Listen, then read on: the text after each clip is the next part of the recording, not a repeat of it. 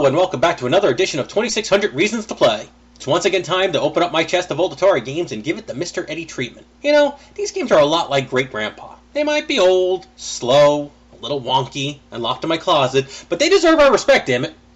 So, Pac-Man. Pac-Man was freaking huge back in the day. This game was so popular that there's even a record album based on the Pac-Man phenomenon called Pac-Man Fever. You don't see Minecraft getting that kind of treatment today. Mostly because Minecraft is too busy dominating YouTube to start making vinyls. Now, when you achieve the level of popularity that Pac-Man did, there's bound to be imitators.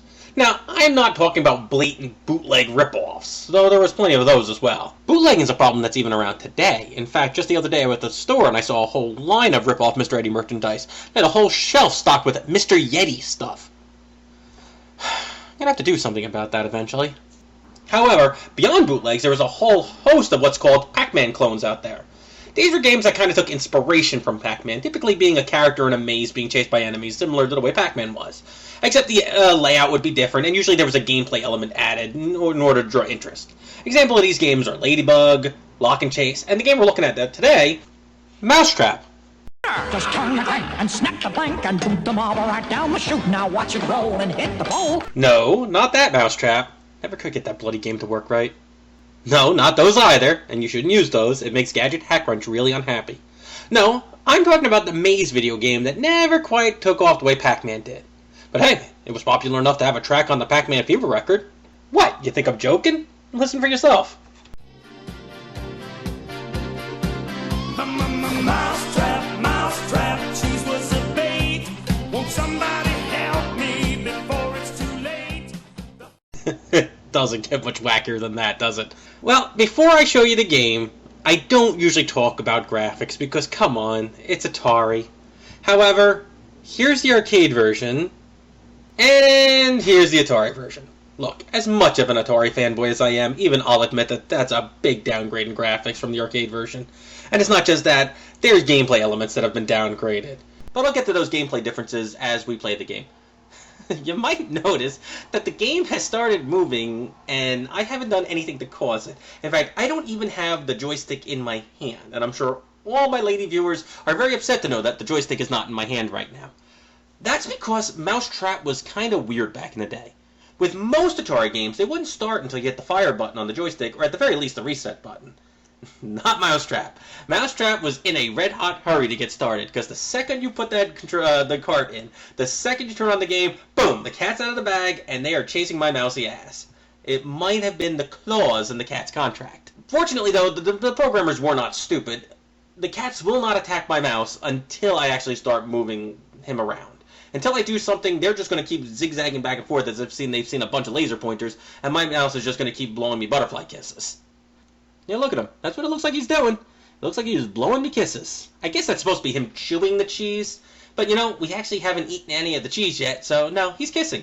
He's blowing me kisses. He's a friendly little guy.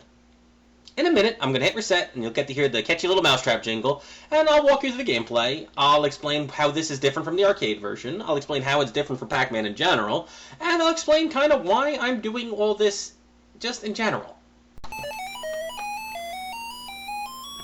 Well, I did promise you a jaunty little jingle, didn't I? And Mr. Eddie always delivers what he promises. I mean, it's no Frogger theme, but it's, you know, it's also no, Mousetrap, Mousetrap, the cheese was the bait. But, you know, it's pretty good for what it is. Mousetrap is your standard maze game. You have to collect all the objects on the screen. In this case, those are pieces of cheese. Green pieces of cheese, so they're either really old or we're on the moon. I'd like to think that we're on the moon. That's the whole spacey thing here. What you're looking at here, the multiplication symbol, is actually a dog bone. That's your power-up for this game, and this is one of the big differences between this and Pac-Man, is when you get the dog bone, it doesn't trigger right away. You actually store the power-ups until you need it. In fact, once you have a few up top, well, you can store up to 4, but once you have one, the second you're in danger, you tap the fire button, and you can go eat yourself some pussy. Yeah, I said it. It was just too easy a joke. The other big difference is that by holding down the fire button, you can completely change the layout of the stage back and forth. There's little trap doors that constantly swing. So you can make the stage, you know, you can use it to your advantage. You can plan alternate routes. You can try to trap the cats in there. You can trap yourself in there where you're safe. pretty much that's how it goes. I did mention that there are big differences between this and the arcade game, and the trapdoors is actually the biggest one, I think. In the arcade version, there was 3 different sets of trapdoors. A red one, a yellow one, and a blue one. Obviously, there was a button for each, and obviously the Atari couldn't do that. I mean, there are limitations in the hardware. You really... Ah, damn it. There are limitations in the hardware. You only have one button. And you know what? It's a pretty good solution to be able to tap the button for a dog, hold down the button to change the layout. I mean, it's really not bad. The other big one, and where I feel what actually does hurt the game, is in the arcade version, one of the enemies was a hawk. Or this giant, I think they called it a hawk, but, you know, it's a giant flying bird. And the cool thing about the bird was it was not locked into the path. It could fly completely anywhere. It can go over walls. It could just basically track you down until you jumped into one of the hiding holes. That was pretty cool. In fact, I am really having trouble thinking of a classic maze-style game where some of your enemies were not bound by the maze, which actually makes it a lot more difficult. Because not only are you thinking on the grid, but you're also thinking there are things above the grid that can get to me. Trying to get him to. So overall, you know, pretty damn good game. I mean, it's simple, but it's fun. It's addictive. It's certainly not the best Atari game out there, and it's certainly not even the best maze game out there, but it's pretty fun. So, I got asked a question the other day. I was asked, Mr. Eddie. They call me Mr. Eddie. You know, some want to call me Mr. President, President of America, but, you know, I'm pretty laid back. You can say, you know, just call me Mr. Eddie. It's cool. They asked me, why am I doing this? What is the point of these videos? And I said, why the hell not? And they said, you got anything better for me?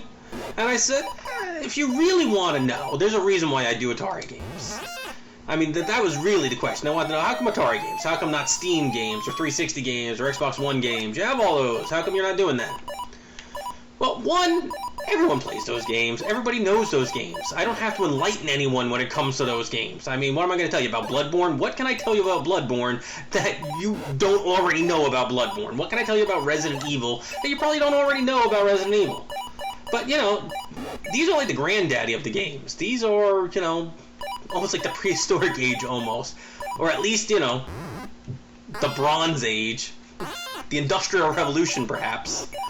So, I think it's worth talking about. Also, I have a very nostalgic feel for these old games.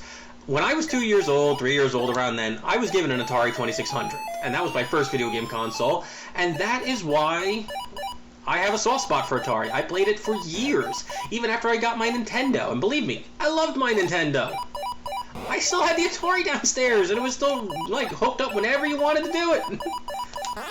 It got me. I was trying to change. Now, here's the other reason why I'm doing this. There's one other reason. There are a lot of people that talk about video games online, and there are quite a few that talk about Atari games. And some actually are quite good, don't get me wrong. I'm about to paint with a broad brush, and forgive me if you're not one of these people. If you're one of these people, feel free to ignore about what I'm about to say. But it seems like the very typical YouTube Let's Player, when it comes to Atari games, allow me to do a brief interpretation of them. Let me do an impression of them. Now remember, I said I'm not good at impressions. I suck at impressions, but I think I've got these guys down pat. What the fuck kind of music is that supposed to be? That's not good video game music. My ears are assaulted by this acid tree. I guess I'm playing a game called Mousetrap on the Atari 2000 and something, which doesn't make any sense to me, cause it didn't come out in the year 2000. This game's a piece of shit because the power-ups don't even work. Watch, I go and collect it and nothing fucking happens. So how am I supposed to get past this melted cat over here? You can't, so you die. This game is a piece of shit. Was that too harsh? I feel like that might have been too harsh. I'm not Mr. Eddie. I'm supposed to be nice, aren't I? Maybe I need more coffee. Or less coffee. I think what we have to. I think what we've decided is I need the right amount of coffee. Whatever it is, I didn't get the right amount. Look, I'm not saying all the people on YouTube do that. In fact, only very few do it. But I don't know. Those are the ones I came across. And look, it's okay to make fun of these games. I mean, hell, everything should be made fun of. That's my motto. But at least understand what you're making fun of. You gotta get what I'm saying? I mean, look, these games are a little wonky, and I can definitely understand from a young person's perspective that this barely constitutes a game. But you have to understand that when this came out, this was the shit. I mean, this was awesome. So, I mean, it's kind of like making fun of, like a black and white movie, because, oh, can you believe it? They didn't even have color back then. Yeah, I guess it is sort of funny to point stupid shit like that out, but, like I said, at least understand what you're making fun of. At least take the time to understand what you're parodying. Or maybe I just need to get more coffee. Or less coffee, as the case may be. So, one last question. Why am I doing Mousetrap this week? Why Mousetrap? It's not an obscure game, but it's certainly not a super well-known game. So, why Mousetrap? Why didn't I pick, like, something much more well-known? Like, I don't know, Defender. Well, that'll be coming in the future, I'm sure. But I picked Mousetrap for a very particular reason this week. Because, if you look on your calendar, next week's is Mother's Day. And you might be asking, Mr. Eddie, what the hell does that have to do about anything? Well, back in the day, Mousetrap was my mom's favorite game. She didn't play a lot of games back in the day. She certainly wasn't a gamer. But when she did play, she would play Mousetrap. And she would play Mousetrap for like an hour. She loved this game. Not even Pac-Man. It was Mousetrap that she liked. You're like, oh, get those cats. It was quite funny to watch your mom play a game like this. She doesn't really play much anymore, obviously, because, you know, I don't have an Atari hooked up. She certainly doesn't have an Atari hooked up. I mean, when she plays games now, it's mostly those Puzzle Bobble clones on your Android phone or on, like, a laptop, like a Kindle. She doesn't play, like, the real versions, though, and I keep telling her that she should get, like an authentic version. She only plays, like, these knockoff clones, but, you know, what can you do? Moms. It is what it is. So, there you go. I figured it'd be something fun to do for Mother's Day. I can show her the video, and she'll probably laugh about it and want to know what the hell's wrong with me. Actually, now that I think about it, I'm going to have to explain what the hell that whole middle bit about things being an ass load of fuck means. That might be an awkward conversation. I don't think she's going to get that. Maybe I should have sent her flowers instead, now that I think about it. Huh. Maybe I just need more coffee. Or less coffee. Next time! Well, that pretty much wraps up this edition of 2600 Reasons to Play. I'm at DiFolco, and I'm playing the games of the past. And I hope you enjoyed watching this, and I hope you got a few laughs, and, as always, you know the question I'm asking.